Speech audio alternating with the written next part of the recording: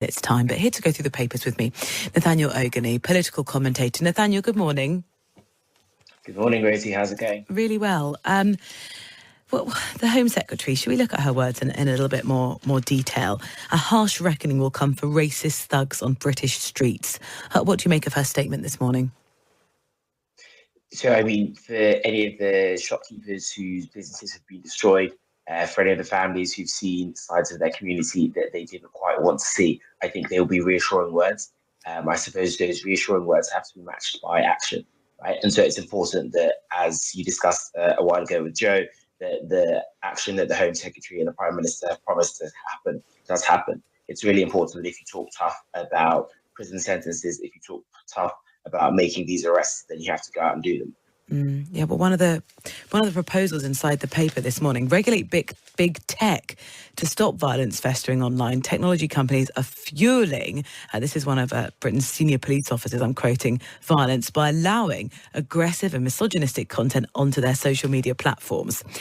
There's always a debate here. Social media definitely provides a space for these views to be sort of given oxygen and spread. But they're not necessarily creating the views in the first place. What role do you think big tech plays? So I suppose big tech platforms often allow these messages to spread far more easily than they would have previously, right? And particularly on closed networks. So I'm thinking of something like WhatsApp, actually, when people can communicate directly to one another without necessarily others knowing about it, then it means that messages can spread, and it means false messages can spread too. The extent to which you hold those social media platforms responsible for the messages that are spread on those platforms is sort of a key regulatory issue. So you had the Online Safety Act last year, which was sort of passed in order to try and protect children online, but sort of increase online safety more broadly. I think Ofcom are now reviewing the guidance around that and trying to tell whether that legislation is strong enough.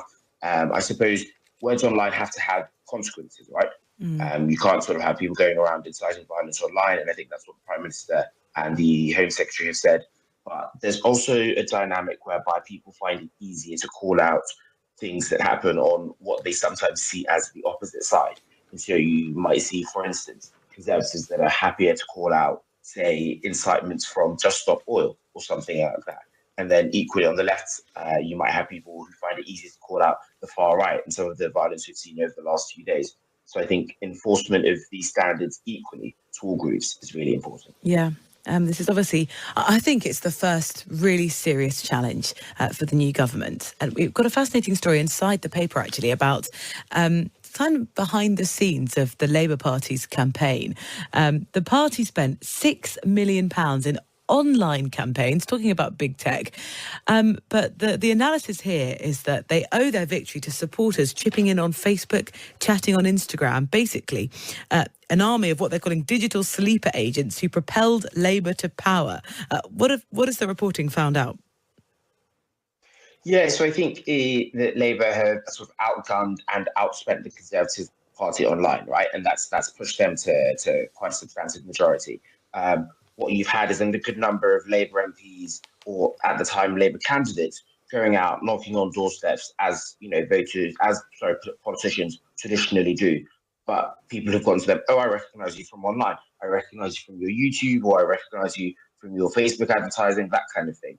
And evidence shows that the more interactions a voter has with you, whether that's them seeing your posters or indeed you knocking on their doors, the more interactions you have, the more likely they are to vote for you. And so it's all about sort of getting those swing voters to see you as many times as possible online as well as in person.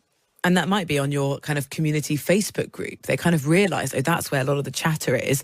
And maybe you've got a better chance of interacting with the people who are actually going to need to vote for you on their community Facebook page than you will do on the front doorstep. And we talked quite a lot about the challenges of campaigning. And I went out with MPs knocking on doors who got some very mixed to poor reactions, or just, of course, people didn't answer the door. Yes, of course you do get that. And actually with the Ring and other sort of video doorbells, it's far easier now to just go, oh, I can see that's a political campaign, or I can see, they have a big red rosette, or indeed if they're a Lib Dem, they have a yellow one, something like that, and go, actually, do I really fancy talking to them? No, not really. And so, you find cases of people, hiding under tables and, pretending not to be in.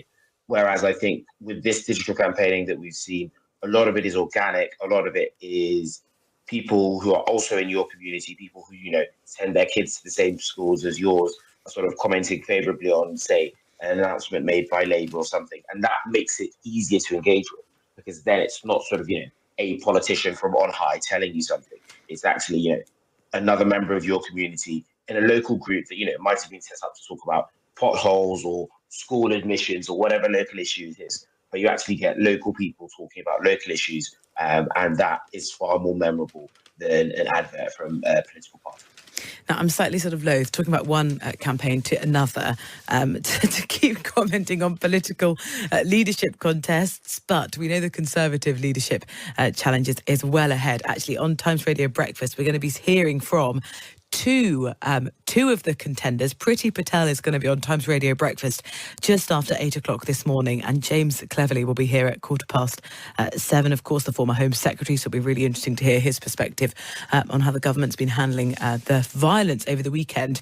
But in terms of the Conservative leadership debate, Nathaniel, inside the Telegraph it says the Conservative leadership hopeful Mel Stride has challenged his rival candidates to a series, not just one, a series of televised debates.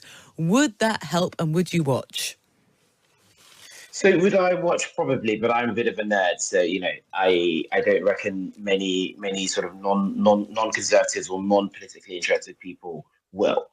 There's a broader theme whereby the front runner in any political contest tends to be less keen to do debates, and those towards the back of the pack are keener, right? So if you looked at the general election, Rishi Sunak offered to debate Keir Starmer every day of the campaign. And of course, I don't think that was ever going to go ahead. But that was symptomatic of the fact that at the time, Sunak was trying to catch up with Starmer. Sunak was trying to command more media attention. And so you're trying to get exposure, right? You're sort of like snapping at the heels of the front runner. In this case, Mel Stride, although he was very senior in the Sunak government, was quite close to Sunak personally, is not necessarily seen as a front runner in this campaign. Of the six nominees, I think Robert Jenrick, probably Kemi Badenoch are the top two. And so I can understand why Mel Stride might want to have lots of debates, but I'm not sure that the other candidates will necessarily agree to all of them. Who of the six do you think would make the best candidate, do the best job? Oh gosh, that's a good question. I suppose between the two I've mentioned, Robert Jenrick and Kemi Badenoch, I think between the two of them, probably. I think we should wait a while and sort of see what they come out with. So Robert Jenrick launched his campaign, I think, at the end of last week in his constituency of Newark. Kemi Badenoch is sort of running a Renewal 2030 programme and sort of talking about how the Conservative Party needs to reach out to younger voters on a number of issues, housing being one of them. I think those two are sort of probably top two candidates. But yeah, we'll have to wait and see, won't we? Okay. Nathaniel, thank you so much. Nathaniel, political commentator, going through the stories inside the papers with me today.